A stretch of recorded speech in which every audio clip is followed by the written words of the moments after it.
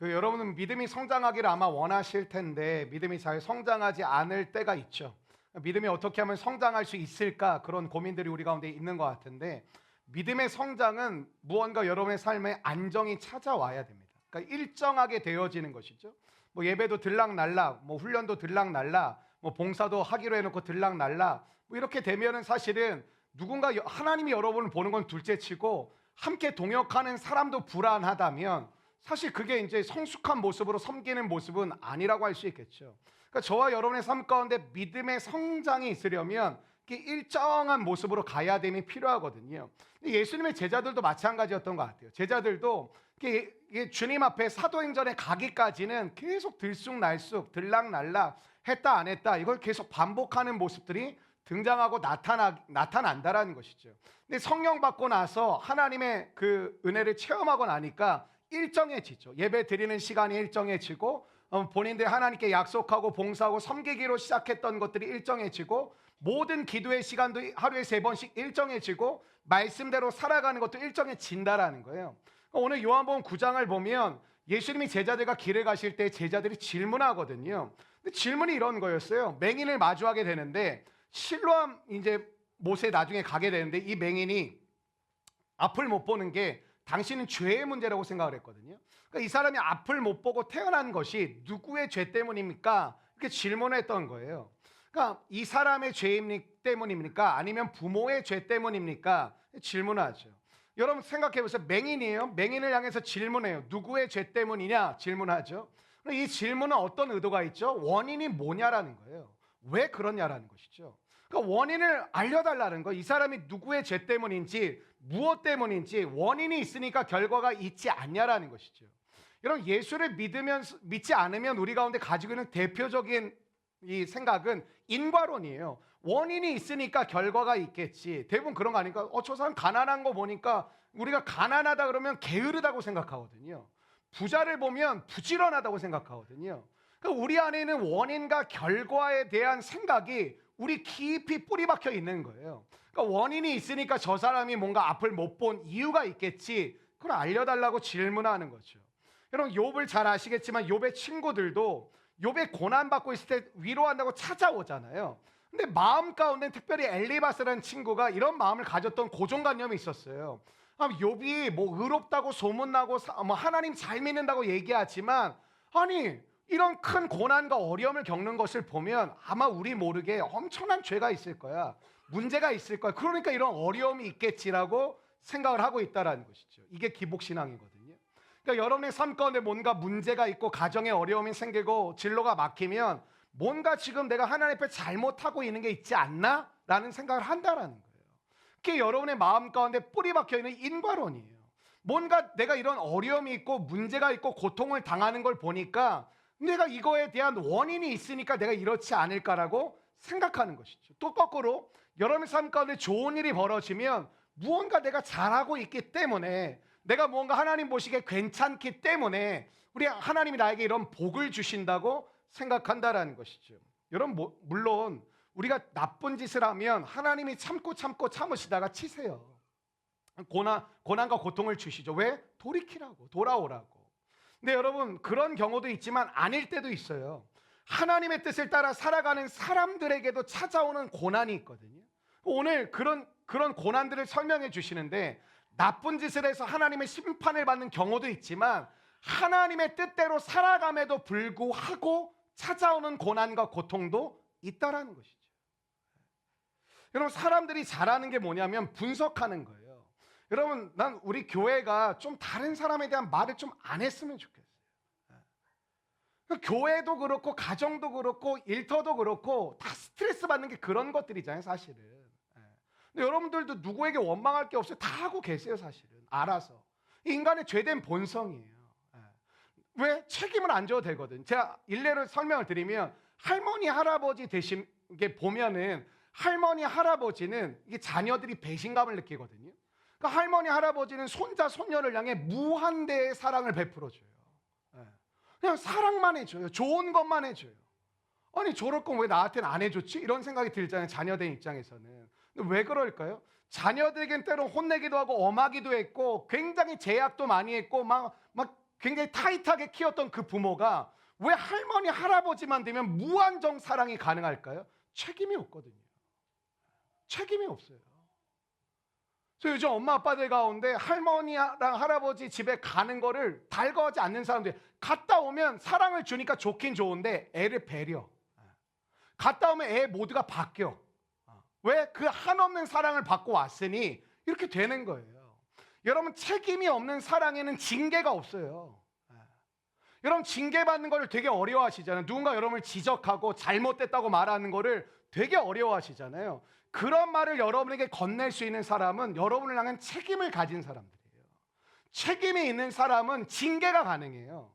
근데 여러분, 책임이 없으면 사랑만 해주면 돼요. 제가 목회를 여러분 어떻게 하는 게 어려울까요? 마냥 사랑하는 게 어려울까요? 아니요, 그거 훨씬 더 쉬워요. 그냥 잘못해도 눈 감고 뭐 쥐가 힘들겠지, 뭐 내 문제야, 뭐 난 그냥 사랑해주고 좋은 이미지를 갖고 그냥 괜찮다 해주면 되죠.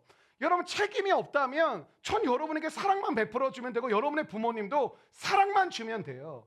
여러분, 이해가 안 가시죠? 하나님이 나를 사랑하신다는데 왜 나를 징계하시며, 아니 이게 계모 계부 아니야? 아니 나를 낳았다면서 어떻게 나를 이렇게 키울 수 있나, 그런 생각이 드시잖아요.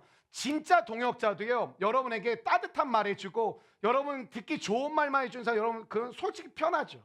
좋죠. 근데 여러분에게 쓴소리를 한다라는 거는 여러분을 향한 거룩한 책임감을 가진 동역자 의식이 있는 사람만 그게 가능해요. 왜? 책임지고자 하는 마음이 있거든요. 예를 들면 내 앞에 있는 지한 형제가 흔들려.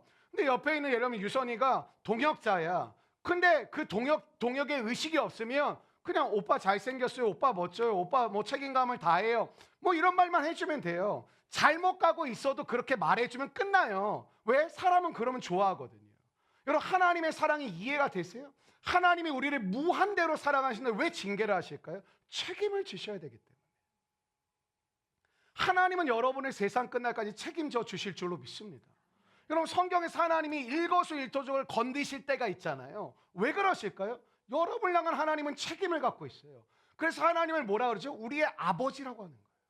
하나님이 아버지시기 때문에 우리의 인생을 사랑만 주시고 끝나시는 분이 아니라 여러분을 바른 길로, 구원의 길로, 의의 길로, 생명의 길로 이끌어 가실 책임을 가지신 분이기 때문에 때로는 여러분이 잘못 가고 있으면 징계하기도 하시고, 여러분이 말을 해도 듣질 않으면 때로는 고난과 고통을 주셔서 돌이키게 하시는 하나님이, 그게 사랑이라는 것입니다. 여러분, 기독교 에센스 하시는 분도 아시겠지만 사랑의 하나님 우리가 배우잖아요. 근데 사랑의 하나님을 배울 때 보면 내용이 제일 많아요. 그게 무슨 뜻이냐면 하나님의 속성 중에 사랑이 가장 많고 크다라는 것이죠. 근데 그 사랑의 하나님의 가장 마지막 부분이 뭐냐면 징계의 하나님이에요. 이해가 되세요? 사랑의 하나님의 속성 중에 마지막 부분에 배우는 게 뭐냐면 하나님은 사랑이십니다. 맞아. 근데 그 사랑은 뭐로 나타나냐면 징계로 나타나요. 왜? 하나님 우리를 책임지시는 분이니까. 여러분, 우리의 만남이 얼마나 피상적인지 몰라요. 만나면 좋은 얘기만 해줘요. 그리고 뒷담화예요. 그게 무슨 의미가 있어요? 앞에선 좋을 말만, 아 예쁘세요, 아 좋아 보여, 가정이 화목해 보이네, 아 부러워요, 어쩌고 저쩌고요. 근데 딱 돌아서가지고 차에 타는 순간, 에이 뭐 아유 왜 저러고 살아? 왜 저러고 입고 다녀? 왜 저렇게 말해? 왜 저렇게 행동해? 지만 잘난 줄 알아? 우리의 만남이 되게 피상적이라니까요. 왜 그런지 아세요? 우리의 용량이 현대인들이 굉장히 작아졌어요. 관계를 잘 못해요. 사랑을 요구하고 사랑을 원해요. 받기만을 원해요. 그게 무슨 말이에요? 그 사랑은 굉장히 편향적인 거예요. 내가 원하는 거, 내가 좋은 거, 내가 듣기에 괜찮은 것만 원하지 불편하고 힘든 걸 원하지 않아요. 여러분, 예를 들면 제 설교를 들으면서 무슨 느낌을 받는지 모르시겠지만 여러분이 좋은 설교자라고 생각을 하고 오늘 하나님이 나에게 주시는 말씀을 듣게 된다고 할 때 전 반드시 여러분이 우리 교회 교인들이 그랬으면 좋겠어요. 불편해지셨으면 좋겠어요. 하나님의 말씀은 반드시 우리를 불편하게 만들거든요. 여러분, 듣기 좋은 설교 들으려고 하면 아마 우리 교회 다니기 쉽지 않으실 거예요. 근데 여러분, 하나님의 말씀은 우리의 마음을 불편하게 만들어요. 여러분, 대표 기도로 장로님들이, 기성교회 장로님들이 매주 돌아가면서 바톤 터치할, 지난주가 죄 가운데 살던 우리를 용서해달라고. 여러분, 죄 가운데 살았다라는 게 무엇이죠? 잘못 가기도 하고 헛발질하기도 하고 헛되게 살기도 하고 하나님이 기뻐하시지 않는 행동을 했다라는 거죠. 그럼 뭐가 필요하죠? 내가 오늘 하나님의 거룩한 말씀을 들으면 찔려야 되는 거예요. 잘못했으니까. 잘못 갔으니까. 잘못된 걸 선택하고 살았으니까. 근데 우리는 그러길 원하지 않는 거예요. 그러니까 오늘 말씀도 그런 거예요. 분석하고 막 계속 뭐 원인이 뭐냐고 찾는 것이죠. 우리의 관심은 늘 뭐에 있죠? 누구 책임이냐 묻는 거예요. 엄마가 잘못한 거 아니야? 아빠 때문이잖아. 니들 때문이잖아. 아, 형 때문에 그래. 오빠 때문에 그래. 아, 쟤 때문에 그렇다니까. 우리는 원인 규명을 하길 원해요. 누구의 죄인지 따지길 원해요. 누구의 잘못인 걸 논쟁하느냐고 시간을 다 보내요. 때로는 그 문제를 법정으로 끌고 와서 1년, 2년, 5년, 10년의 시간을 보내도 해결이 안 되는 문제들이 되게 많아요. 여러분, 지금 제자들이 주님에게 질문을 던지는 이유가 뭐냐면, 무엇인가 죄가 있어서 저 사람은 맹인으로 태어났다라는 전제가 깔린 상태에서 질문하는 거예요. 누구 죄입니까, 주님? 저 인간의 죄입니까? 아니면 저 맹인의 부모의 죄 때문에 날 때부터 맹인으로 태어난 겁니까? 라는 전제가 깔려 있는 거죠. 이런 어떤 하나의 공식으로 사람에게 다 대입하는 것만큼 위험한 게 없어요. 왜냐하면 옆에 있는 사람 보시겠어요? 우리는 각자 다른 삶을 살고 있거든요. 각자가 처한 환경, 상황, 우리의 삶의 조건이 다 달라요. 근데 우리가 똑같은 공식을 가지고 다 대입해버리면 되게 위험할 수가 있어요. 그러기엔 뭐가 필요하냐면, 우린 인정해야 돼. 뭘 인정해야 되냐면, 나는 모든 것을 모른다라는 것을 인정하셔야 돼요. 아, 목사님, 그거 당연한 얘기 아닙니까? 아, 우리가 전 모든 걸 안다고 생각한 적 한 번도 없고 그렇게 판단한 적 한 번도 없어. 아닐걸요? 저와 여러분이 뭐 하고 있냐면 결론 내리잖아요. 아, 쟤는 별로야. 쟤는 쟤는 망했어. 아, 쟤는 소망이 없어. 그게 뭐예요? 나의 경험과 지식으로 모든 것을 안다라고 생각하기 때문에 판단하는 거예요. 이런 관계를 잘 못하는 분들의 특징이 있어요. 결론을 내리시는 분들이. 남에게 왜 관심이 없는지 아세요? 결론을 내려버리는 거예요. 그게 얼마나 교만한 건지 아세요? 나는 이 사람이랑 상대할 만한 사람이 아니라는 거예요. 나랑 상대할 만한 사람을 내가 정하는 거예요. 이런 세상이 혼란스러울 수밖에 없는 이유가 여기 있다고 저는 생각하는데, 해결할 수도 없는 질문을 가지고 우리는 논쟁을 해요. 누구 잘못이냐? 누구 탓이냐? 누가 잘못했기 때문에 이런 일이 벌어진 거냐라고 묻는 것이죠. 여러분, 인간은 한계가 있음을 믿으십니까? 안 믿으세요? 믿으세요? 대답 안 하면 안 할 거예요. 그럼 모든 것이 우리가 다 알 수가 없어요. 우리가 어떤 것이든 조금 알 때는 사실 문제가 안 돼요. 여러분, 믿음 생활도 생각해보세요. 그냥 교회 딸랑딸랑 그냥 출근 도장 띡스 다닐 때는 의외로 문제가 별로 안 돼요. 근데 여러분이 말씀을 알고 기도를 배우고 예배자가 되고 하나님의 사명대로 살려고 하면 문제가 될 게 되게 많아요.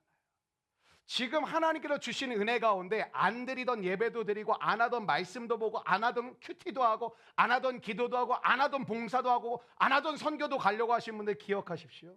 여러분의 그 삶이 안정되기까지는 굉장히 불안정한 시간을 이겨가셔야 돼요. 여러분의 힘이 아니라 여러분을 부르신 하나님의 능력과 은혜로 그렇게 되시기를 주의 이름으로 축원합니다. 그럼 근데 오늘 예수님에게 제자들이 그 질문을 한 거예요. 그러니까 요즘은 검색하는 거, 뭐가 맞냐, 누가 잘못했냐, 누가 틀린 거냐 검색하죠. 지금 제자들은 예수님을 향해 검색하고 있는 거. 주님, 누구 잘못입니까? 누구의 죄 때문입니까? 주님, 엄마 아빠 때문입니까? 아니면 저 사람의 문제입니까? 근데 여러분, 이 제자들은 그걸 알고 싶어 했어요. 교회도 마찬가지예요. 저 사람 어디 출신이네, 뭐 하다 왔대, 어디 교회 다녔대, 어떻게 산대, 어디 산대, 무슨 차를 탄대, 뭐 이렇게 관심이 많으세요? 예수님은 이 질문에 대답을 안 하세요. 누구 죄입니까? 누구 잘못입니까? 이 원인에 대해서 언급조차 오늘 본문에 하질 않으세요. 여러분, 저는 오늘 예수님의 이 질문을 들으시고 대답하는 접근 방식 한번 따라해 주실까요? 접근 방식. 이거를 우리가 함께 깨닫게 되는 은혜가 임하였으면 좋겠습니다. 여러분, 예수님이 어떻게 이 부분에 대해서 접근을 하시냐면, 첫 번째, 주님은 논쟁에 휘말리질 않으세요. 주님이 잘하시는 게 있어요. 쌩까요. 그냥 씹어. 딱 듣고 이게 뭐 온전치 않아, 그럼 대답을 안 하세요. 예를 들면 여러분에게 그 사람이 그 자리에 없는데, 야, 그 사람 어떤 거 같아? 그냥 쌩까세요. 대답하지 마세요. 주님은 논쟁에 휘말리지 않아요. 원인을 따지지도 않아요. 누가 책임을 져야 하는지도 대답해 주시지 않아요. 근데 생각해 보세요. 주님은 모르시는 게 있으신 분인가요? 없어요. 모든 걸 알고 계신 분이에요. 대답을 할라 치면 주님은 대답을 해주실 수 있는 분이에요. 근데 대답을 안 하세요. 답을 하시지 않는 이유 중에 하나는 뭐냐면 답을 한다고 해서 제자들이 다 알아듣느냐? 그렇지 않다라는 거예요.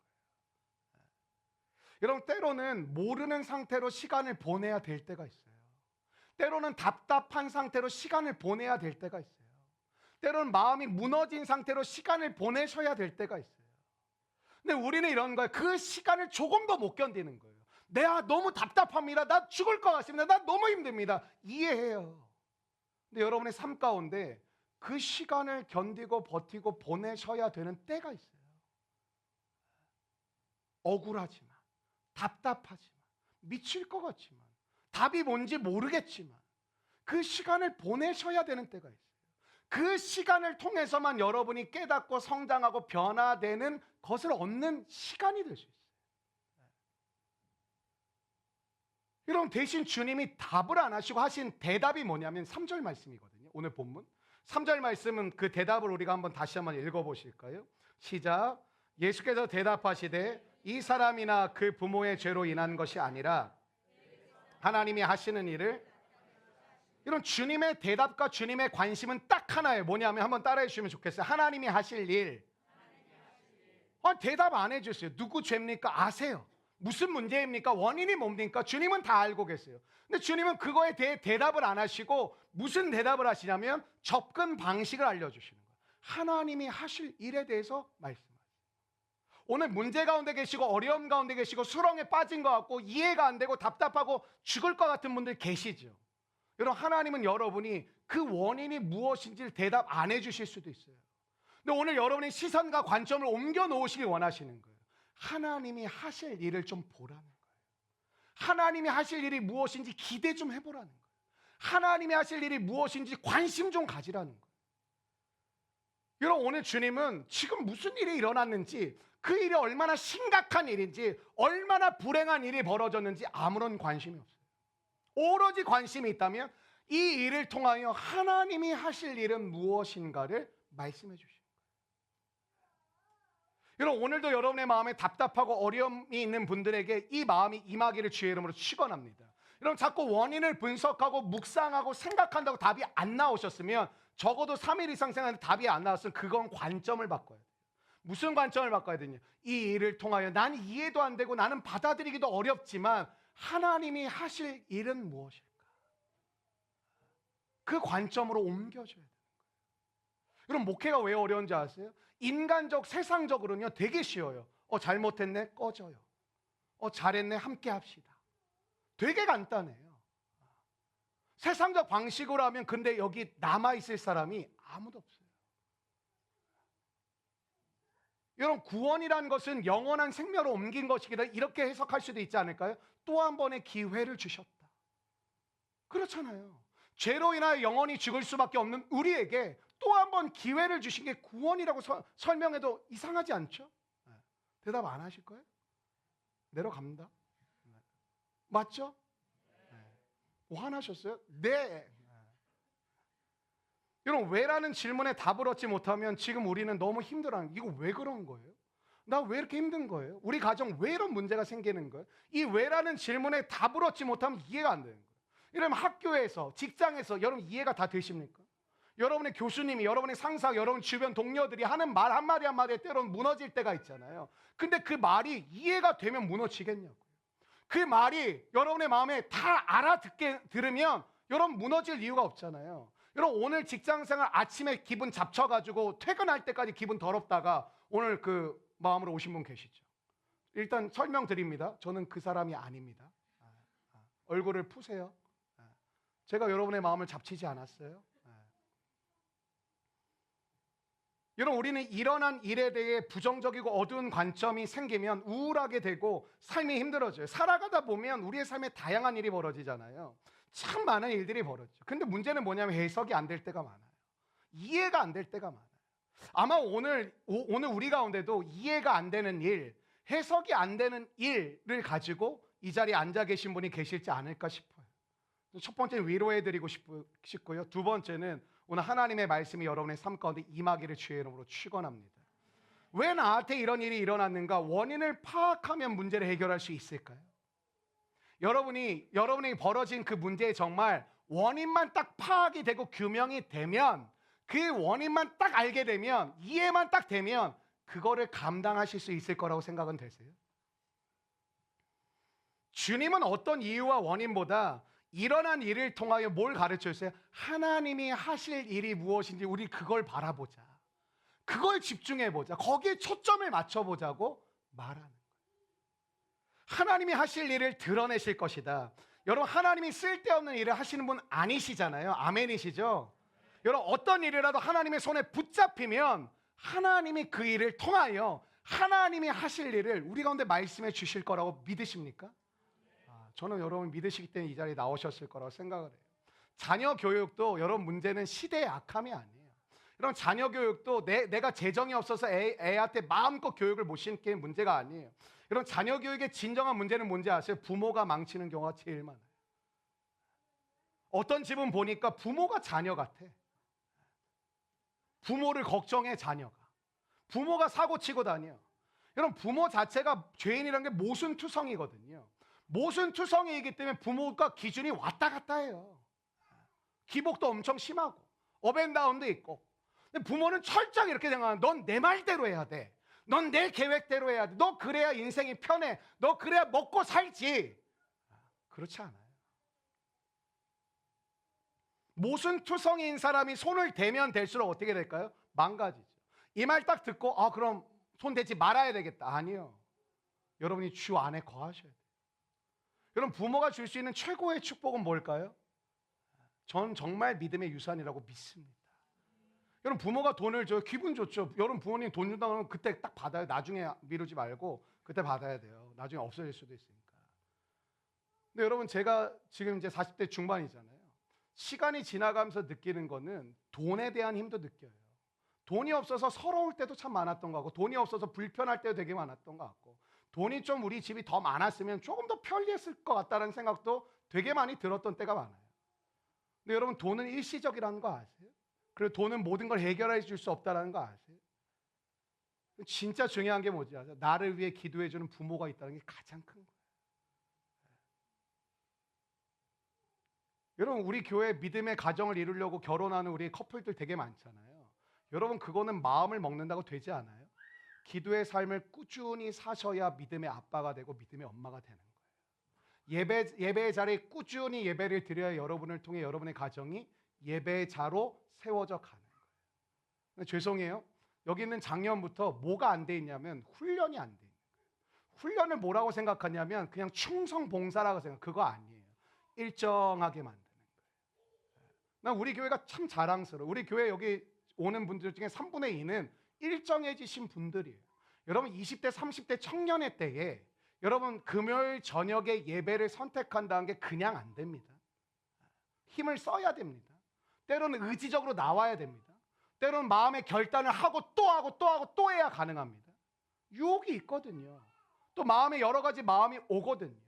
그렇기 때문에 여러분의 삶 가운데 뭐가 필요하면 일정하게 만드는 거예요. 날마다 기도하는 게 힘들지만 여러분, 힘들다로 끝난다면 죄송하지만 저와 여러분의 삶 가운데 아무 일도 일어나지 않는 거예요. 힘들 수 있어요. 예배자가 된다라는 거, 예배를 규칙적으로 드린다라는 거, 말씀을 규칙적으로 본다라는 거, 기도를 날마다 한다는 거. 여러분, 만나의 원리가 뭐죠? 아니, 하나님도 편하고 우리 인간도 편하게 일주일치씩 딱 주시면 딱 좋잖아요. 근데 주님이 가르쳐 주는 게 뭐죠? 왜 주님은 매일 아침 이슬이 떨어질 때 그 양식을 주셨죠? 너희에게는 날마다 내가 필요하다라는 것을 상징적으로 보여주셔요.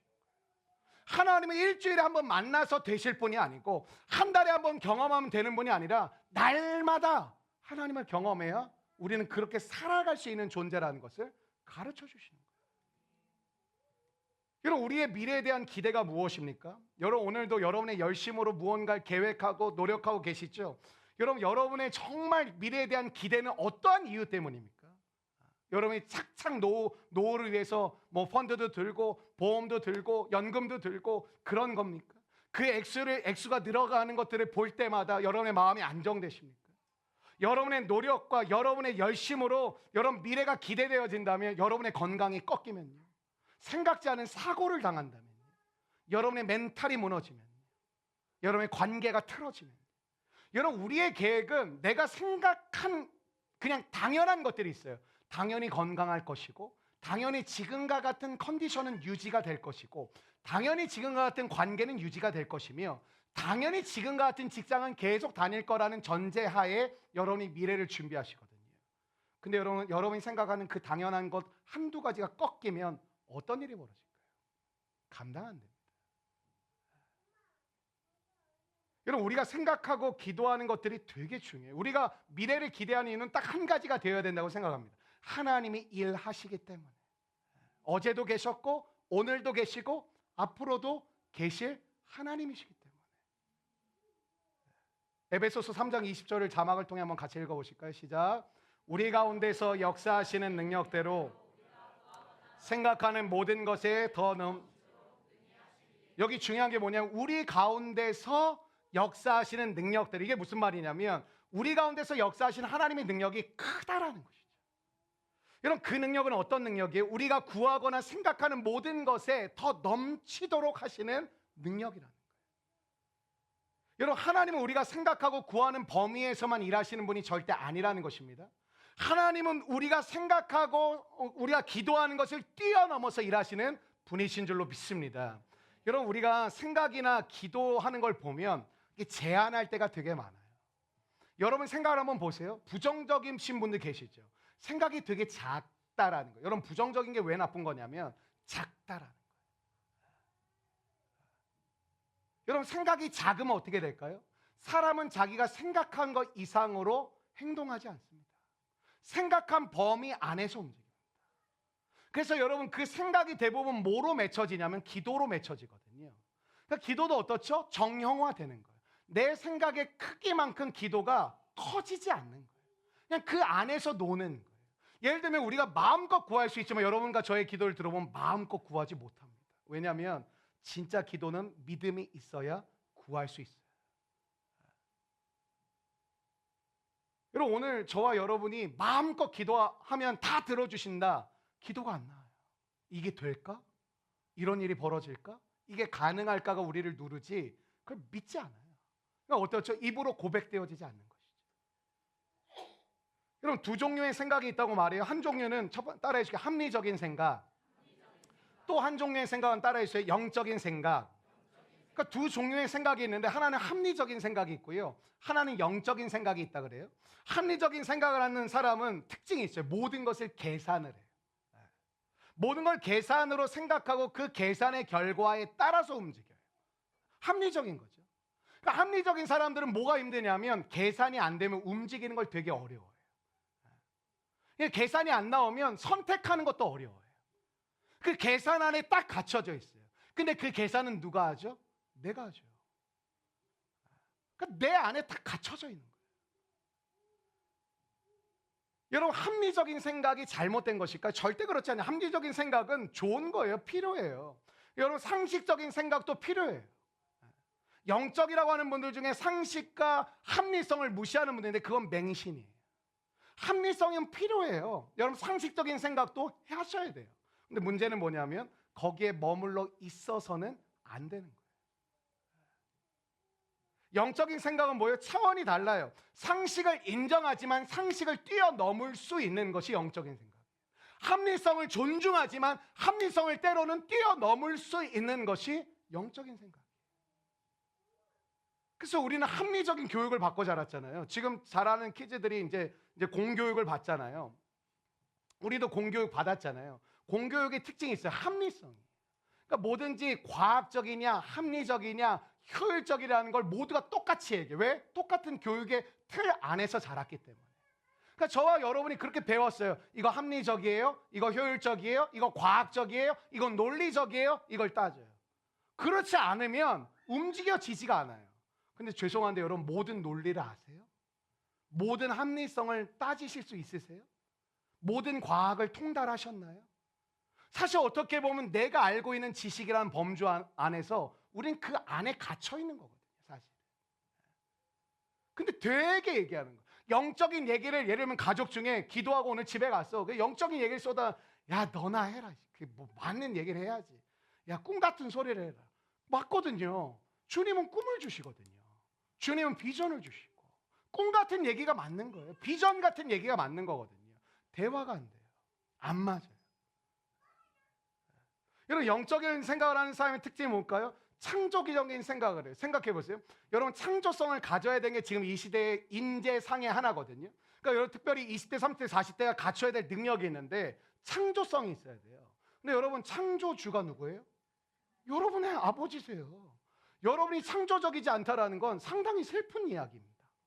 근데 여러분, 창조성은 단절이 필요하다라는 거 아세요? 창조성은 여러분이 이 땅에 뿌리를 받고 그 안에서 생각하고 그 안에서 판단하고 그 안에서 계산하고 그 안에서 여러분 계획을 가지면 창조적일까요? 창조는 없어요. 어쩌면 과감한 모험이 필요한 거예요. 세상이 흘러가는 방식대로 살아가지 않고 세상이 말하는 교육대로 가지 않고 세상의 효율을 따지지 않고 단절할 때 새로운 창조성이 나와요. 여러분, 오늘 새벽에 참 놀라운 위대한 소식이 있었죠. 우리나라의 최초로 노벨 문학상이 나와요. 한강이라는 저자가 이제 노벨 문학상을 받게 됐죠. 여러분, 딱 얼굴만 봐도 느껴지지 않아요? 아, 비범하다. 나 한강을 보는 순간 함께 밥 먹으면 체할 것 같은 얼굴이야. 여러분, 책 사지 마세요. 이해 안 됩니다. 노벨 문학상을 받으려면 이해가 안 돼야 돼요. 보지 마세요. 거의 방언으로 써져 있어요. 저도 한 2권을 읽었거든요. 그냥 감동받기로 결정했어요. 좋은 책이다. 문학성이 뛰어나네. 굉장히 탁월한 작품이다. 제가 2번 읽었거든요. 이해가 안 되더라고요. 그래서 그냥 존중하기로 했어요. 리스펙하기로. 여러분, 얼굴을 보세요. 비범하죠. 아버지와 딸의 대화가 뭐 기사에 많이 실렸는데 비범해요. 아버지가 야, 그래도 잔치해야지. 아빠, 세계가 전쟁하고 있는데 무슨 잔치를 해? 아, 맞다. 그게 맞구나, 딸아. 그런 아빠와 딸의 대화예요. 여러분 집에는 무슨 대화를 하죠? 아빠, 내가 갈비 더 먹을 거야. 이런 대화를 하죠. 족발 안 먹습니까? 뭐 이런 대화를 하고. 그러니까 여러분, 뭐예요? 어쩌면 세상과 단절한 느낌을 가진 사람이에요. 근데 뭐가 나오죠? 창조성이 나와요. 여러분, 믿음의 뿌리를 막는다는 건 뭐예요? 여러분이 세상의 길을 내려놓고 하나님의 길을 붙드는 거거든요. 그때 뭐가 나올까요? 창조성이 나와요. 세상에서는 듣도 보도 못한 일들을 믿음의 사람들을 통해서 일어나요. 홍해가 갈라졌죠. 만나와 메추라기 모세를 통해서 내렸죠. 하나님이 전쟁에 농기구 들고 있는 인간들이 정의 부대를 이기게 만드시죠. 이게 상상할 수 없는 일들이 벌어지거든요. 근데 뭐였죠? 세상의 논리와 세상의 계산과 세상의 효율을 따르는 게 아니라 단절하고 하나님의 뜻을 따라 보니 그러한 결과가 나타났다. 여러분, 너무 성공이란 틀 안에 갇혀 있지 마세요. 창조성을 여러분이 버리는 겁니다. 뭐 이게 오늘 핵심은 아니니까. 근데 여러분, 영적인 세계에서 보면 이런 거예요. 세상적인 기준으로 보면 정말 아니야, 저거 하는 걸 보면. 안 믿는 사람이나 초신자가 볼 때는 비생산적이고 비효율적이고 비합리적인 일만 골라서 하는 것 같아. 무엇인가 딱딱 맞지 않아. 무엇인가 늘 모자라 보여, 교회가 하는 걸 보면. 근데 세상에서 관점에서 보면 진짜 그래요. 근데 여러분, 영적인 세계에서 보면 뭐예요? 그 안에 놀라운 일이 일어날 걸 우기는 게 아니에요. 놀라운 일이 일어날 것입니다, 아멘 하자고 하는 게 아니에요. 그 안에는 왜 영적인 세계 안에 뭐가 있어요? 하나님의 일하심이 있는 거예요. 이게 결정짓는 거예요. 따라해 주시고, 하나님의 일하심. 여러분, 합리성이라는 건 일종의 틀이거든요. 여러분, 이 틀은 있으셔야 됩니다. 합리성의 틀이 없이 사시면 안 됩니다. 무조건 뭐 기도와 그거 아니에요. 합리성의 틀이 있으셔야 돼요. 근데 그 틀 안에 갇혀 있어서는 안 돼요. 틀은 있어야 되지만 틀을 넘나들 수 있는 것이 무엇이냐면 영적인 세계 안에 살아가는 사람들의 특징이에요. 상식과 합리성을 인정하고 존중하지만 때로는 그 합리성을 뛰어넘게 하시는 하나님의 인도하심을 기꺼이 받아들이는 것이, 왜? 나의 열심과 노력을 믿는 것이 아니라 하나님의 일하심을 믿는 거예요. 여러분, 이스라엘이 가나안에 들어가기 전에 12명의 정탐꾼을 민수기 12장 13장에서 보내잖아요. 근데 10명의 정탐꾼이 돌아와서 보고를 합니다. 가서 봤더니 하나님 말씀 약속하신 대로 장난 아니더라. 막 진짜 곡식과 과일과 모든 게 풍성한 땅이 맞더라. 근데 그 땅에 원주민들이 살고 있는데 왜 하나님 이거 얘기 안 해주셨냐. 야, 7개의 족속이나 살고 있더라. 특징이 있더라. 다 거인들이더라. 우리 걔네랑 싸우면 100% 진다. 우리가 이미 분석이 끝난 거예요. 여러분, 그 분석은 합리적이에요. 논리적이에요. 굉장히 정확한 팩트가 맞아요. 근데 두 명의 여호수아 갈렙이 정탐하고 돌아오는데 그 해석을 인정해요. 그 해석이 맞다고 존중해요. 그러나 뭐라고 얘기하냐면 하나님이 들어가라고 말씀하셨으면 하나님이 해결하실 거다. 그걸 고백하는 거예요. 그냥 우기는 게 아니에요. 생각을 하지만 생각을 기도로 바꿔 가시는 게 여러분에게 주어진 굉장히 중요한 일이에요. 생각을 기도로 바꾸는 거예요. 여러분, 믿음으로 산다는 게 뭘까요? 믿음으로 산다는 건 되게 간단해요. 말씀대로 사는 것인 줄로 믿습니다. 한번 옆사람 인사해. 믿음으로 삽시다. 근데 여러분, 믿음으로 산다라는 건 말씀대로 사는 거잖아요. 근데 여러분, 말씀대로 사는 게 왜 힘드냐면 오늘의 삶 가운데 말씀과 상황이 부딪혀요. 말씀과 환경이 부딪혀요. 말씀과 내 지식이 부딪혀요. 말씀과 내 경험이 부딪혀요. 근데 믿음으로 사는 건 뭐예요? 그 부딪히는 그때에 말씀을 선택하는 게 믿음으로 사는 거예요. 여러분, 기도라는 게 그러니까 굉장히 중요하겠죠. 여러분, 기도를 왜 하셔야 되는지 아세요? 이런 거죠.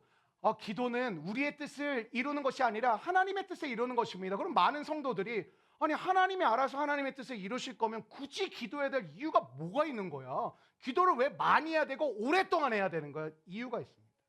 기도를 하지 않으면 하나님의 뜻을 볼 수 없습니다. 하나님의 뜻을 이해하지 못합니다. 이런 거요. 하나님이 여러분에게 이미 역사하셨어요. 근데 그걸 못 봐요. 하나님 여러분 삶 가운데 길을 깔고 계세요. 근데 그 길이 안 보여요. 왜 기도를 해야 되냐면 하나님의 뜻이라는 것대로 하나님이 우리의 삶을 통해 역사하신 건 맞지만 기도하는 자가 그 뜻을 보게 되고 기도하는 자가 그 길을 보게 되고 기도하는 자가 그 방법을 깨닫게 하세요. 그래서 그 은혜대로 살아가게 하신다라는 것이죠. 여러분, 기도 오늘도 우리가 보통 우리가 금요일마다 40분 1시간 하잖아요. 여러분, 기도의 시간을 왜 우리가 일주일에 한 번 정도는 1시간 정도씩 끌고 가냐면 저도 10분 하고 BGM 틀고 자유롭게 기도하시다 돌아가시기를 바랍니다. 이거 하고 싶어요. 목 아파 죽을 것 같아요. 근데 여러분, 기도를 깊이 여러분이 잘할 필요 없어요. 하나님 앞에 진심으로 기도를 드리면 이런 기도하고 난 다음에 어떤 게 은혜냐면 여러분이 가지고 있는 틀이 깨져요. 그리고 합리적인 것 같지 않고 그냥 영적인데 합리적인 것 같지 않고 효율적이지 않은 것처럼 내 삶에서 느꼈던 그 말씀이 믿어져요. 그게 기도의 능력이에요. 내 틀을 깨는 거예요. 합리성은 존중하고 상식은 존중하지만 뭐예요? 틀이 깨진다라는 건 이걸 무시하겠다라는 게 아니라 넘나들게 된다. 넘나들게. 때론 이 안에서 생각해야 되지만 때론 이 밖을 나갈 수도 있는 차가 된다라는 것이죠. 그럼 우리가 환경을 바꿀 수는 없어요. 근데 저와 여러분이 할 수 있는 거 있잖아요. 생각을 바꿀 수는 있잖아요. 따라해 주실까요? 환경을 바꿀 수는 없다. 그러나 생각을 바꿀 수는 있다. 엄청 감동적이지 않습니까? 제가 한 말입니다. 여러분, 그 환경이 여러분 생각이 바뀌면 그 환경이 움직여지기 시작한다는 것이죠. 여러분, 생각이 우리의 엄청난 자산이에요. 그래서 여러분 생각을 잘 지키고 잘 갖고 가는 게 진짜 중요해요. 여러분, 그 생각이 우리의 인생을 바꿀 수가 있어요. 그래서 여러분, 은혜 받는다라는 게 뭐라고 생각하세요? 오늘 은혜를 받고 계세요? 은혜 받는다라는 게 뭘까요? 내 생각에 변화가 들어오게 하는 게 은혜예요. 여러분, 은혜 받는 거는 그냥 감정적인 어떤 느낌을 받는 게 아니라 여러분의 생각에 다른 생각이 들어오게 만들어 주시는 게 은혜예요. 왜 그러냐면 이런 예배 시간이 없으면 여러분은 생각하는 대로만 사십니다. 여러분은 들어온 여러분의 합리성대로만 판단하시고 효율적인 것만 대로 나아갈 수밖에 없어요. 근데 여러분, 생각의 변화는 다른 게 아니고요. 따지고 분석하는 것도 좋아요. 근데 더 중요한 건 뭐냐면 하나님이 하실 일에 대한 기대감을 가지게 만든다는 것이죠. 저 오늘 간절히 원해요. 오늘 예배드린 모든 성도들이 정말 여러분 예배가 끝난 다음에 여러분이 밝아지기를 주의 이름으로 축원합니다. 그 밝음은 어디에서 오는 거예요? 기도 많이 했으니까 들어주시겠지라는 그 무속신앙적 마음에서 오는 것이 아니라 하나님이 일하실 거에 대한 기대감이 여러분의 마음을 덮어주시기를 주님의 이름으로 축원합니다. 여러분, 우리는 의식적으로 의도적으로 해서 뭘 해야 되면 관점을 바꾸는 훈련을 계속해야 돼요. 이 일을, 이런 거예요. 이 일을 통하여 하나님이 무슨 일을 하실까? 이 일을 통하여 하나님이 내 삶 가운데 어떻게 드러나실까라는 생각을 계속해야 되는 것이죠. 우리의 상황과 어떤 사건을 바라보면서 우리는 그것을 자꾸만 분석하고 우리가 자꾸만 합리적으로 결론을 내는 쪽으로만 가서는 안 돼요. 합리적으로 생각하세요. 상식적으로 바라보세요. 그러나 때로는 어떤 상황과 환경을 바라보실 때 답이 안 나오지만 그럼에도 불구하고 하나님이 관여하시면 이 일을 통해서 어떤 일이 벌어질 수 있을까를 생각할 수 있는 저와 여러분이 되었으면 좋겠습니다. 그러니까 무슨 훈련을 해야 되는 거냐면 따르니까 하나님을 바라보는 훈련. 근데 우리는 익숙한 거예요. 하나님을 바라보는 훈련하기보다는 이런 거예요. 자꾸 따지는 훈련하는 거예요. 그럼 목회하면서 마음을 지키는 게 저에게는 이런 게 중요해요. 여러분의 문제를 제가 대신해서 풀어야 될 때가 되게 많거든요. 공동체를 대표하는 역할을 하다 보니까 나 진짜 꿈이 내가 얘기했잖아요. 성도라고. 나도 목사님한테 찾아가서 목사님 문제 드립니다 하고 가고 싶어. 근데 여러분의 문제를 저한테 주고 가세요. 근데 그 문제를 받으면 전 어떻게 해요? 내 문제예요. 근데 그 문제를 딱 듣는 순간 누가 잘했고 누가 못했다는 게 제 머릿속에 금방 판단이 돼요. 어떻게 될까요? 탓하게 돼요. 걔는 왜 그래가지고. 집사님 왜 그러셔가지고. 권사님 왜 그런 말을 하셨어요. 장로님 왜 저런 행동을 했어요. 이게 탓하는 게 그냥 자동적으로 돼요. 분석이 끝나면 감사가 오고 분석이 끝나면 문제 해결하겠다는 의지가 오는 게 아니라 분석이 끝나면 바로 정죄가 돼요. 그게 인간이에요. 근데 제가 그때 많이 저도 성숙해졌다고 느낀 게 뭐냐면 저도 뭔가 문제를 딱 받으면 빨리빨리 옛날에 해결을 했거든요. 그래야 저도 편하고 그게 제 이 성향에도 맞았어요. 근데 요즘은 좀 시간을 가져가요. 그 무슨 고민하면 이 고민하는 거야. 하나님은 이 말도 안 되는 일을 통해서 무슨 일을 하길 원하시는 걸까? 이 진짜 희한한 사건을 통해서 뭐를 하나님은 드러내길 원하시는 걸까? 그러려면 저에게 뭐가 필요하냐면 자꾸만 탓하고 하려는 마음을 멈추고 하나님을 바라보는 훈련이 저에게도 필요하더라고요. 그 뭐예요? 얘기 들어요. 그 다음에 저는 얘기 안 해요. 수군거리지도 않아요. 제가 누구랑 얘기하겠어요. 제발 수군거리지 마세요. 그리고 기도하는 거예요. 하나님, 이 일이 저에게도 이해가 안 되고 이 사람이 너무 상처를 받았고 아플 것 같고 또 이 사람이 왜 그랬는지 참 못된 것 같고 잘못된 것 같은데 하나님, 우리 공동체 왜 이런 일이 벌어진 겁니까? 이 일을 통해서 무슨 일을 하길 원하시는 겁니까? 그러니까 주님이 이런 것이죠. 너가 보기에는 굉장히 불행하고 비극적으로 보이지만 중요한 것은 죄 때문이라고 따지는 게 아니라 이 일을 통하여 하나님이 하실 일이 있다라는 것을 바라보라는 거예요. 여러분, 오늘 우리의 삶에 어둠이 있어도 주님은 빛이시지 않습니까? 아멘이십니까?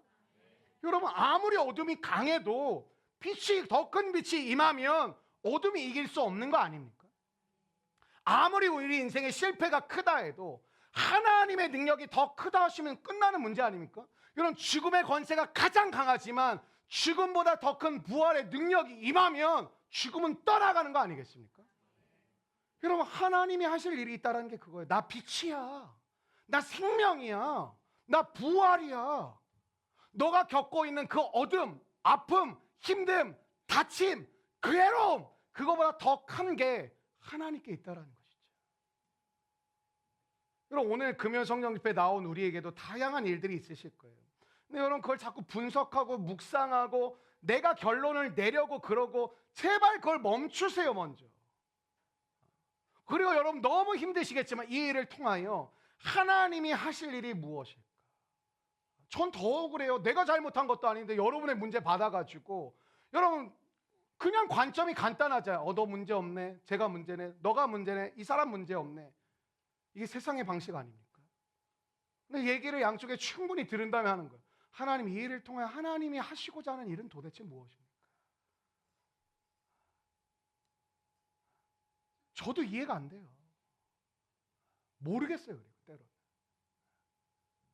여러분, 주님이 그 하나님이 하실 일이 있다라고 말씀하신 다음에 하신 말씀이 4절이거든요. 4절 한번 같이 읽어보실까요? 4절입니다. 시작. 때가 아직 낮음에 나를 보내신 이의 일을 우리가 하여야 하리라. 밤이 오리니, 중요한 게 뭐냐면 때가 아직 낮음에, 한번 따라해요. 때가 아직 낮음에. 보세요. 하나님이 하실 일이 있다. 야, 그냥 기다려. 이렇게 하시는 게 아니라 하나님이 하실 일이 있다라는 관점을 보여주시고 그 다음에 한 걸음 나아가신 게 4절 말씀이에요. 4절 말씀 뭘 가르쳐 주냐면 때가 아직 낮음에, 이걸 얘기해요. 이게 무슨 뜻이냐면 지금은 일을 해야 될 때라고 얘기하시는 거예요. 그럼 밤이 되면 일을 하고 싶어도 못합니다. 여러분의 인생 가운데 가장 큰 나쁜 모습은 나중에. 지금은 낮이어서 일을 할 수 있지만 밤이 오면 일을 할 수 없을 때가 와요. 때가 주어졌을 때 적극적으로 반응하라는 것이죠. 근데 뭐라 그래? 지금은 일을 해야 될 때라는 거예요. 하나님이 일하시고 역사하고 계시기 때문이라는 거죠. 왜 우리가 때를 놓칠까요? 우리가 때를 분별하지 못해요. 그러니까 늘 이런 거예요. 선교 갈까 말까, 헌금을 한 해, 만해, 전도가 뭐 지금 할까, 뭐 나중에 할까. 여러분 디모데후서 4장 2절에 이런 말씀이 있죠. 때를 얻든지 못 얻든지 뭐라고요? 항상 힘쓰라고. 왜 그러냐면 우리는 때를 알지 못해요. 주님이 여러분에게 그 마음을 주셨을 때를 적극적으로 반응하라는 거예요. 저한테 이번에도 그래요. 목사님 선교하라는 마음을 선교하는데 제가 이런 상황이고 뭐 여러 가지 얘기들 해요. 근데 제가 이래요. 선교 가라는 마음을 주셨습니까? 그렇습니다. 그럼 그냥 가십시오. 우린 뭐 하는 거? 분석하는 거. 이걸 내가 어떻게 해결하고 어떻게 풀어가고 어떻게 이거를 조정해가지고 잘할지. 우리 못한다니까요. 주님이 가라고 하셨으면 반응하는 거예요. 가는 거예요. 그 다음에 하나님께 이제 풀어가는 거예요. 하나님이 하실 일이 무엇입니까? 여러분, 하나님이 우리에게 은혜를 주실 때가 있어요. 여러분 지금 은혜 받고 계십니까? 은혜도 받을 때가 있어요. 그 때를 놓치지 말라라는 거예요. 이런 거예요. 평생 안 그랬는데 금요일날 예배 가고 싶은 마음을 주셔. 기도하고 싶은 마음을 주셔. 큐티하고 싶은 마음을 주셔. 그게 뭐예요? 은혜 받을 때라는 거예요. 근데 안타까운 게 뭐냐면 그런 마음을 주셔서 예배도 한번 나와보고 말씀도 한번 공부해봤는데 뭐예요? 자기의 환경과 상황에 파묻혀서 그걸 중단하는 거예요. 고린도후서 6장 2절의 말씀 한번 같이 읽어보실까요? 시작. 보라 지금은 은혜 받을 만한 때요. 보라 지금은. 여러분 지금 나는 행복한 사람이라고 생각하십니까? 아니면 나는 불행한 사람이라고 생각하십니까? 여러분 불행한 일을 당해서 불행한 게 절대 아니에요. 여러분 우리가 무엇을 잃어버렸을 때 우리는 잃어버린 것만 생각하죠. 근데 여러분 잃어버린 그 순간에도 얻은 것이 있어요. 어쩌면 다시 믿음 안에 돌아오신 분들 계시죠. 근데 어쩌면 여러분이 무엇을 잃어버렸기 때문에 돌아오셨을 수도 있어요. 어떤 때는 잃어버렸기 때문에 하나님이 더 큰 것을 주실 때가 있어요. 여러분 이런 감사해 보신 경험이 있으세요? 저 있거든요. 기도에 응답해 주시지 않아서 감사.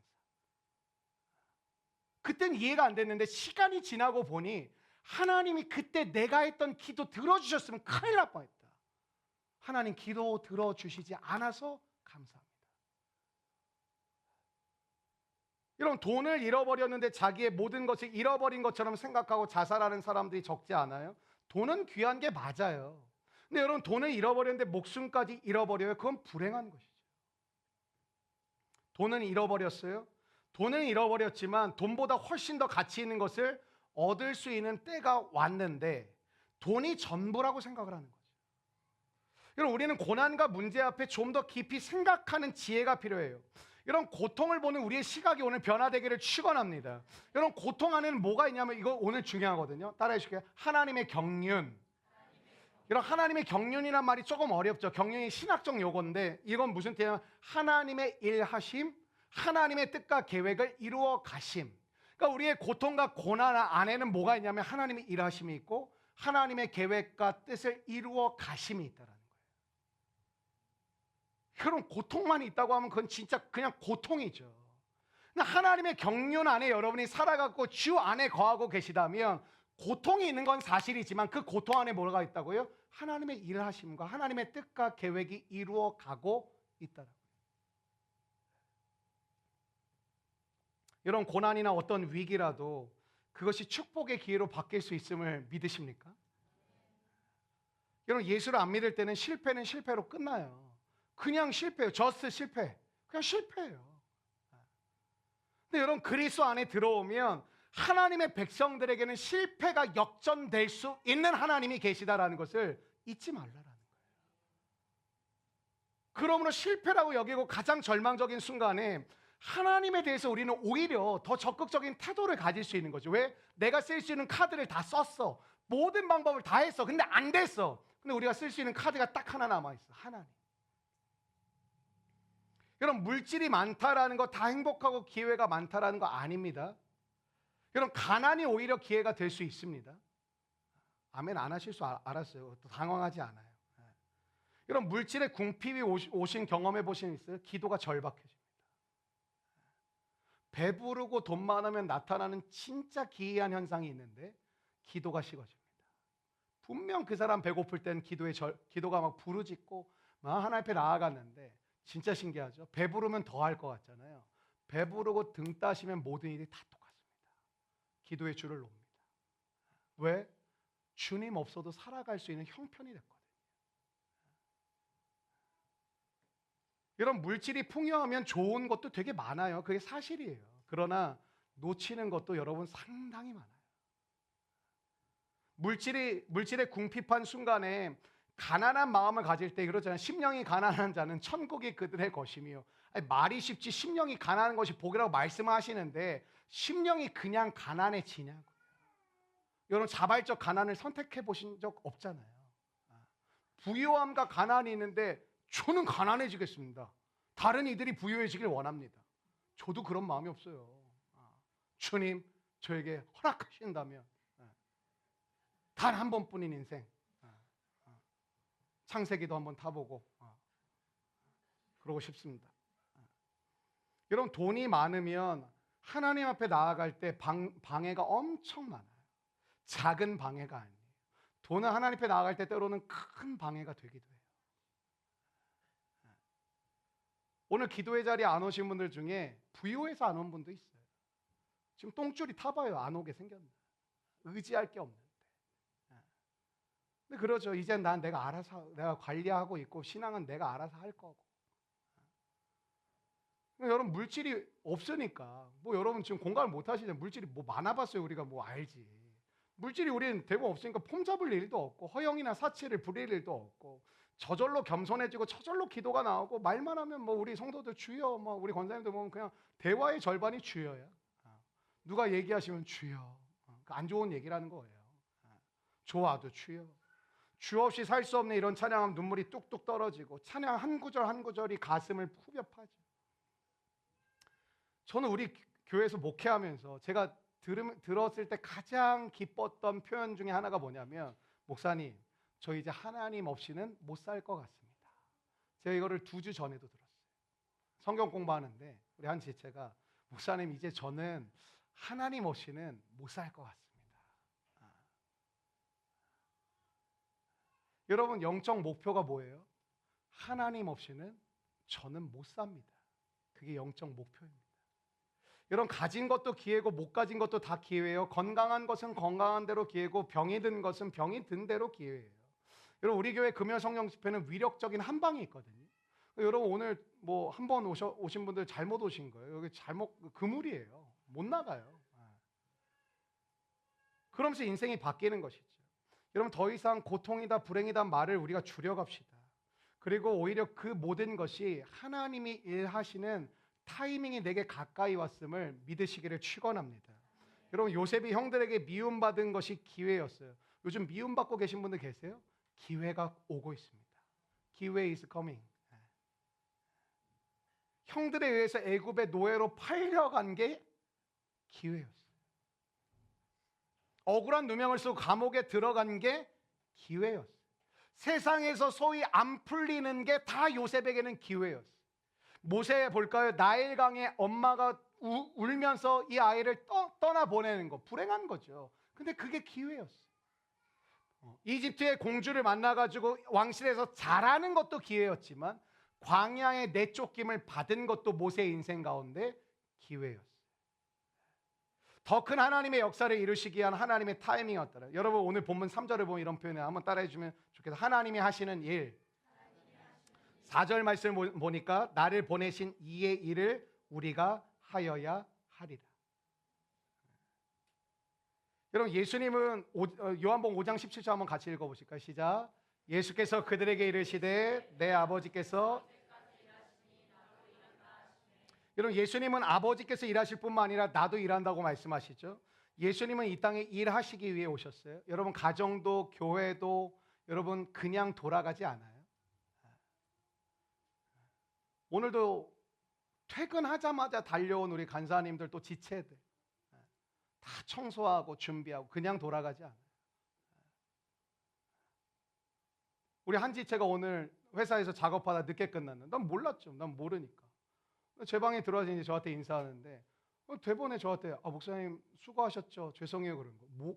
갑자기 그래가지고 뭐가 그랬더니 제가 회사에서 작업이 늦게 끝나서 빨리 같이 못 왔다고. 저는 너무 감동을 받은 거예요. 그랬냐고. 그 마음을 표현해줘서 오히려 고맙더라고요. 왠지 아세요? 그 지체 매주 그렇게 봉사하고 있거든요. 그러니까 알아요. 그냥 돌아가는 게 아니라는 거를.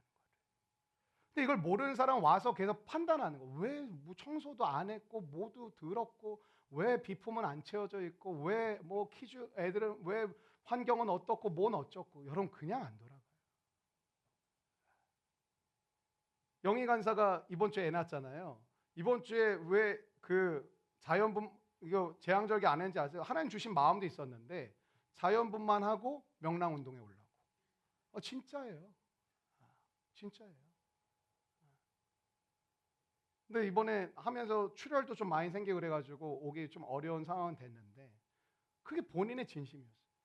마지막 진료 가서 쌍둥이 엄마가 그 대학병원 산부인과 의사한테 하는 말이 저 명랑운동에 갈 수 있나요? 산부인과 의사가 그랬대. 낳고 가라고. 여러분 믿음이 뭐라고 생각하세요? 기대예요, 기대. 여러분 내게 믿음이 있다는 건 기대가 있는 거예요. 여러분 기도가 뭐예요? 기대감이요, 기대. 여러분 기도를 하면 할수록 뭐가 생겨야 돼? 기대감이 생겨야 돼요. 그럼 우리가 가져야 하는 비전은 뭘까요? 우리가 무엇인가를 할 것이다가 아니에요. 하나님이 무엇을 하실 것인가? 하나님이 우리 삶에 어떤 일을 행하실 것인가? 여러분 오늘 말씀과 기도를 통해서 여러분 안에 이런 은혜 저런 은혜를 내가 받고 누리는 게 아니에요. 하나님이 그 기도와 말씀을 통하여 찬양을 통하여 여러분에게 기대를 심어주시는 거예요. 그러니까 오늘 뭐가 해결되지 않아도 돼요. 근데 나는 상관이 없어요. 왜? 기대하고 돌아가니까요. 뭐가 눈에 보이지 않아도 상관없어요. 특별한 체험을 하지 않아도 상관없어요. 왜냐하면 내 안에 기대감으로 돌아가니까요. 여러분 오늘 본문 정리를 할까요? 맹인을 통하여 주님이 일하신 걸 보여주시죠. 날 때부터 맹인이었어요. 여러분 당시 예수님이 활동하던 그 시대에 2000년 전에 맹인이란 가장 절망적인 상태에 놓여진 사람을 상징하는 거예요. 오늘같이 복지가 잘 되어 있는 시대가 아니에요. 그 당시 맹인이란 건 무슨 뜻이냐면 밑바닥 중에 밑바닥이란 뜻이에요. 그걸 상징하는 거예요. 날 때부터 맹인이었던 무슨 말이냐? 아무런 소망이 없는 사람, 어떤 기대도 가질 수 없는 사람, 그게 맹인이라는 거예요. 그냥 앞을 못 보는 사람 이런 뜻이 아니라 주님이 알려주고 싶은 뜻은 두 가지. 아무런 소망이 없는 사람, 어떤 기대도 가질 수 없는 사람. 그런데 그 맹인을 통하여 뭐예요? 하나님의 위대하심을 드러내는 거예요. 여러분 우리가 가지게 되는 기대가 딱 하나가 있어야 돼요. 어떤 일을 당해도 낙심하지만 않으면 돼요. 하나님이 하실 일을 보게 되시기를 축원합니다. 여러분 하나님께 기대가 있는 사람들, 기대감이 있는 사람의 특징 하나 있어요. 포기하지 않아요. 원망하지 않아요. 여러분의 입에서 원망이 나온다는 건 무슨 뜻인지 아세요? 포기했다라는 거예요. 하나님에 대한 기대를 포기했다. 그러니까 뭐예요? 감사해요. 남 잘 모르겠지만 먼저 감사합니다. 그게 사도 바울이 말한 뭐예요? 범사에 감사라는 거예요. 왜 우리가 언제나 감사해야 될까? 하나님이 일하고 계시기 때문에. 우리의 관점은 이렇게 망가졌는데 무엇이 될까? 아니에요. 그렇게 망가졌기 때문에 하나님의 역전의 일을 기대하는 거예요.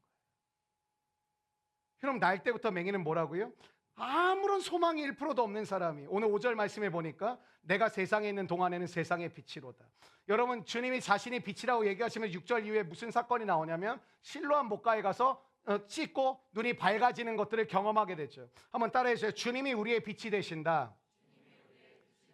여러분, 어둠 속에 있었던 자에게 빛으로 눈을 뜨게 하세요. 여러분, 눈을 떴다는 건 무슨 이야기냐면 이런 뜻이에요. 눈을 떠서 할 수 있는 가장 중요한 일은 뭘까요? 주님을 보는 거예요. 여러분, 그냥 눈을 뜨게 해주는 기적을 준 게 아니에요. 맹인이 눈을 떠서 할 수 있는 가장 최고의 일은 뭘까요? 주님을 보는 거예요. 여러분, 지금도 우리 안에 빛이신 주님이 들어와 계신 줄로 믿습니다. 더 이상 우리는 어둠 가운데 살아갈 수가 없는 존재. 왜냐하면 여러분 안에 빛이신 주님이 함께하고 계신 줄로 믿습니다. 여러분, 날 때부터 맹인된 자, 빛을 한 번도 본 적이 없는 사람, 빛을 본 적이 없기 때문에 빛을 갈망하지도 않는 사람. 그 말은 뭘까요? 스스로 아무것도 할 수 없는 사람, 아무 일도 일으킬 수 없는 사람. 여러분, 우리가 그런 존재라는 것이죠. 전적으로 우리는 아무것도 할 수 없는, 어떤 것도 기대하지 않고 살았던, 어둠 속에 갇혀서 살았던 존재. 근데 주님이 뭐예요? 눈을 뜨게 하신 거예요. 눈 뜨게 하신 이유는 뭐예요? 주님을 보라고 눈을 뜨게 하신 거예요. 여러분, 하나님의 역사를 기다리셔야 돼요. 한번 기도하고 안 들어줬는데 원망하지 마시고 기다리셔야 돼요. 왜? 하나님은 오늘도 일하고 계신 줄로 믿습니다. 제가 알려드릴까요? 여러분이 이 자리에 앉아있는 것이 증거예요. 그럼 우리가 어떤 존재인데 이 자리에 와서 예배드리고 있겠어요? 예수를 믿고 난 다음에 여러분 어떤 일이 일어나도 절망하지 마세요. 한번 옆사람 인사해요. 절망하지 마세요. 낙심하지 마세요. 하나님이 당신을 위해 일하고 계십니다. 그래서 어려운 일이 생기면요, 여러분 예전엔 고꾸라지셨지만 이제는 고꾸라지시면 안 돼요. 로마서 8장 28절 읽고 오늘 말씀 마쳤으면 좋겠습니다. 시작. 우리가 알거니와 하나님을 사랑하는 자 곧 그의 뜻대로 입은 자들에게는 합력하여 선을 이루신다라는 게 하나님이 여러분 옆에서 서포트해주고 도와줄게 그거 아니에요. 하나님이 합력하여 선을 이루신다라는 것은 하나님이 여러분의 인생의 결론을 맺으시겠다라는 거예요. 그게 이 말씀의 본뜻이에요. 나 너 도와줄게, 나 너와 함께 할게, 그런 의미도 담겨져 있어요. 근데 이 말씀이 주고자 하는 본질적 메시지는 간단해요. 결론 내지 마. 결론은 내가 낼 거야. 근데 그 결론이 뭐예요? 합력하여 선을 이룰 거야. 여러분, 지금도 여러분 낙심해 있는 이유가 뭐예요? 결론 내셨잖아요. 안 돼. 포기할 거야. 쉽지 않아. 어려워. 내 실력은 안 돼. 내 학벌로는 안 돼. 내 경력으로는 안 돼. 내 외모로는 안 돼. 내 성향으로는 안 돼. 내 MBTI로는 안 돼. 절망을 할 게 없어서 MBTI까지 끌어들어와서 절망을 하고 계세요. 왜 그래요? 답답하니까 빨리 결론을 맺는 거예요. 근데 그 결론, 우리가 맺는 결론의 대부분 뭐예요? 포기예요. 원망이에요. 낙심이에요. 절망이에요. 비난이에요. 정죄예요. 여러분, 실패의 순간 가운데 계십니까? 두 가지 말 하지 마세요. 죽었다, 끝이 났다, 이 말 하지 마세요. 우린 죽을 수 없는 존재고 끝은 내가 내는 게 아니라 합력하여 주님이 선을 이루실 줄로 믿습니다. 여러분, 우리가 위대해서가 아니에요. 내 안에 위대하신 하나님이 계시기 때문이에요. 내가 열심히 하고 내가 머리가 좋고 내가 똑똑하고 좋은 학교를 나와서 기대하는 게 아니에요. 오늘도 쉬지 않고 주님이 내 안에 일하고 계시기 때문에 기대하는 거예요. 여러분, 왜 기도가 잘 안 될까요? 주님이 누군지 몰라서 그래요. 주님이 누구신지 알면 기도가 막 터져 나오죠. 기대하는 거예요.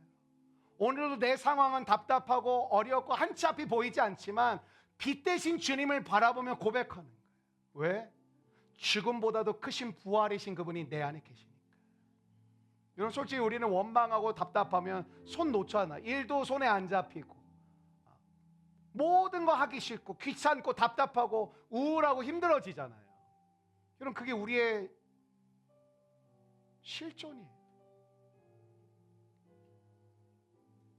우리에게 일어나는 일마저도 하나님이 귀중하게 다루시고 우리를 사용하셔서 하나님의 위대한 역사와 영광을 드러나시는 일에 쓰실 줄로 믿습니다. 여러분, 오늘 말씀 정리해 볼게요. 여러분, 우리의 인생 가운데 우리는 자꾸 왜라는 질문을 던진다라는 거죠. 왜라는 질문을 던지는 건 잘못된 게 아니에요. 세상은 왜라는 질문에서부터 시작하는 책이 요즘 다 베스트셀러예요. 책 표지에 Y라는 단어가 엄청 크게 써 있어요. 저도 읽어보니까 되게 도움이 되더라고요. 왜라는 질문에서 시작해라. 한 책이 유행을 하니까 몇 권이 나왔어요. 근데 여러분, 왠지 알면 해결하실 수 있냐고요. 하나님이 여러분에게 원인 알려주면 그거 다 참고 인내하고 기다리고 성품 바꾸고 내가 그거에 맞추고 그 사람을 이해하고 내가 이 세상을 사랑하고 그럴 준비 되어 계시냐고요. 여러분, 우린 착각하는 거예요. 하나님 내 일터에서, 가정에서, 신앙생활 가운데 원인을 알려달라는 거예요. 원인을 알려주면 해결할 능력이 있냐고요. 여러분의 남편의 실체를 알려줬어. 여러분의 아내의 실체를 알려줬어. 바꿀 수 있으세요?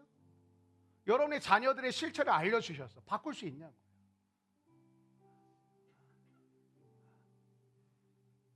보통 교회는 여자분들이 믿음이 더 좋잖아요. 그래서 보통 남편을 위해 기도하는 분들이 많거든요. 근데 여러분, 전도하실 때 좀 이렇게 따뜻하게 하세요. 전도를 교회 갈 거야 안 갈 거야?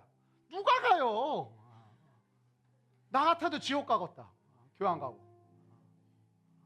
갈 거야 안 갈 거냐고. 우리는 원인을 자꾸 밝히려고 그래요. 그냥 자꾸 뭐 하죠? 여러분, 왜 머리가 아프죠? 분석해야 될 게 너무 많아. 쟤는 왜 저런 거고, 사장님은 왜 저런 거고, 쟤는 또 왜, 엄마는 왜 그런 거, 아빠는 왜 그런 거, 또 자식들은 왜 그런 거고, 뭐든지 다 분석을 하고 묵상을 하고, 그러니까 머리가 터질 것 같은 거죠. 왜 원인을 찾으면 해결할 수 있을 것 같다는 생각이 들어요. 근데 오늘 주님은 제자들의 그 질문에 대답조차 하지 않으세요. 그럼 뭐라 그랬어요? 야, 하나님이 하실 일이 있어. 관점을 싹 바꿔버리는 거예요. 하나님이 하실 일이 있어. 근데 주님이 하나님이 하실 일이 있구나. 기도해야지. 아니요. 기도하고 뭐라 그래요? 4절에 한 걸음 나아가라죠. 지금 낮이거든. 일해. 할 수 있는 거 최선을 다해 뛰어. 사랑하게 해달라고 기도했으면 그 사람 만나. 진로를 열어달라고 기도했으면 공부해. 준비해. 지금은 낮이야. 너가 일할 수 있어. 밤이 오면 일하고 싶어도 일할 수 없어. 지금 우리가 모여서 예배하고 함께 선교하고 함께 전도하고 함께 공동체 이루어가는 게 하나님이 주신 은혜인 줄로 믿습니다. 그 여시잖아요. 명랑운동에도 여시고 선교도 여시잖아. 코로나 여러분 다 까먹으셨어요? 코로나는 두 가지를 기억해야 돼요. 때가 있다라는 거예요. 또 하나는 뭐예요? 여러분, 교회라는 공동체가 소중하지만 나 자신과 하나님과의 관계가 친밀하게 있어야 된다. 교회 못 오니까 신앙 다 나가리 됐어요. 그리고 요즘 새가족 중에 이렇게 얘기하는 분들 많아요. 코로나 전까지 교회 다녔었는데요, 그 이후에 무너져서 교회를 아예 안 가고 있는 청년, 장년들 수두룩 빽빽이에요. 뭐예요? 목사에게 의존하고, 리더에게 의존하고, 교회 친한 권사님, 집사님, 장로님에게 의존하고, 교회 친한 친구에게 의존해서 신앙생활을 했던 거예요. 하나님께 의존하지 않는 거예요. 그러니까 내가 가서 예배를 못 드리니까 신앙이 다 망가져 버린 거예요. 여러분, 그래서 금요일날 왜 기도를 오랫동안 여러분에게, 저도 마찬가지 해가는 거냐면, 여러분 하나님과 관계를 맺어가시라는 거예요.